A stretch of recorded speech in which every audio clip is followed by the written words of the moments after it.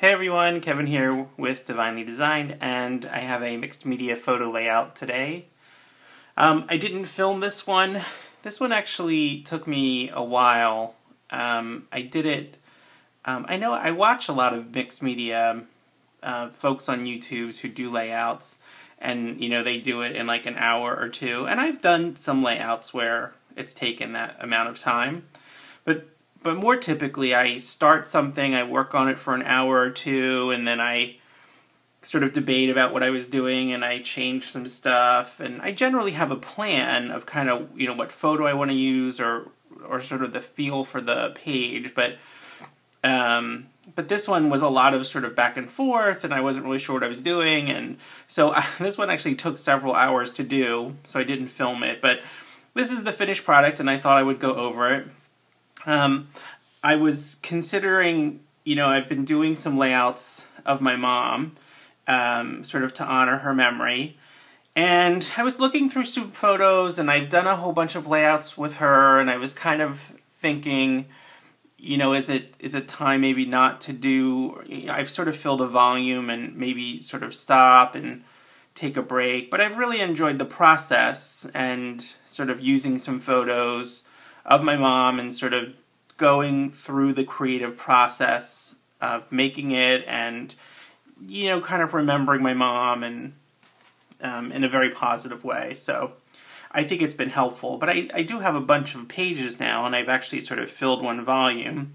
So I was kind of considering all that, and I was going through some photos, and I have this photo, which is of my mom holding a baby, and the baby is a very good friend of mine. Her name is Denise. And this is her baby when she was born. Her name's Brooke, and Brooke's much older now, but I like this photo. My mom really enjoyed this day. So I was thinking what I might do actually is do a new series and make it as a gift for my friend Denise. I have a bunch of pictures about her little girl from Facebook, so she doesn't even know I have, the pictures really. So I thought I might work on an album for her, a mixed media album, and then give it to her as a gift. And I thought this would be the first picture of that album, which is just of my mom, and this is when Brooke was very, very young. It was only a few weeks. So I thought this might be the very first page. Anyway, so I have a 12 by 12 piece of pattern paper here in the back that sort of has a blue and kind of green grid pattern, and on top of that is actually a Stampin' Up! 12 by 12 pattern paper with the dots on it. And I cut out some of the spaces where this is a blue fern chipboard piece, this circle piece here, down here. And so where the circles were, I sort of cut out some of that Stampin' Up! Paper so that you can see the pattern paper before that. I really like that effect. I roughed up the edges of this pattern paper, and I used, I think this is a Ranger tool. Oh, maybe, no, this is Tim Holtz, yeah. So Tim Holtz Distresser, and you just sort of, mash the paper on the edges. So I roughed up the edges, and I used some Distress ink to sort of give a nice border around it. I actually started with this green paper, which is actually watercolor paper, and you can see here I used this with a Prima stencil that has this sort of slight rose pattern on it. The water paper I used, the watercolor paper, excuse me, I used a whole bunch of sprays, a whole bunch of sprays, so Heidi Swapp, some Lindy Stamp Gang, some Delusions, kind of all in the blue and green family, and some yellow in there. And sprayed them on, splattered them on, did a whole bunch of stuff with them. I actually really liked the way it came out. And then I cut them into squares, or strips, or whatever it was, and then edged around them with a really dark Distress ink. I think this is Evergreen Bough, is the color here. And then I kind of hand-painted some of the embossing paste with a Lindy Stamp Gang spray. I actually just sprayed it and used it in a brush. The embossing paste I used was Wendy Vecchi embossing paste. And so then just sort of hand colored that. So you can kind of see it here in the background, the little rose pattern that kind of went on it.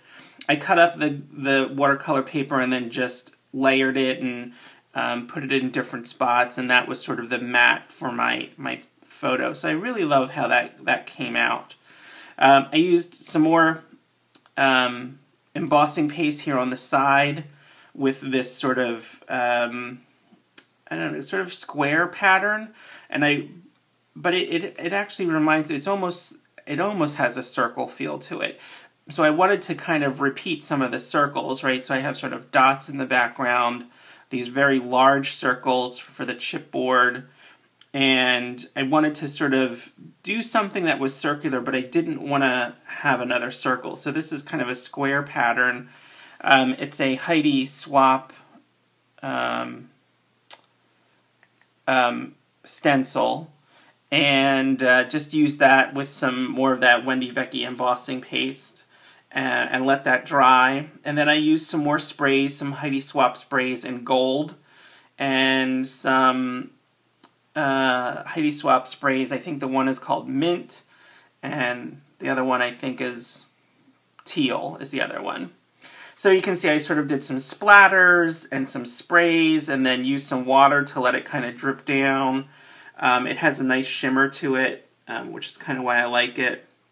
And then I used a lot of paper flowers. Some are Prima flowers, some are just paper flowers from other companies. Some I left unaltered, some I sprayed with, again, the sprays, the ones that sort of have a shimmer on it. This is a metal piece. I can't remember where this is from, but it says heart. And this is actually I really like this piece. It's a paper clip, but it has just this little little bauble on it that says joy, and it kind of moves around. So it's almost like a little piece of jewelry. That was from Seven Gypsies.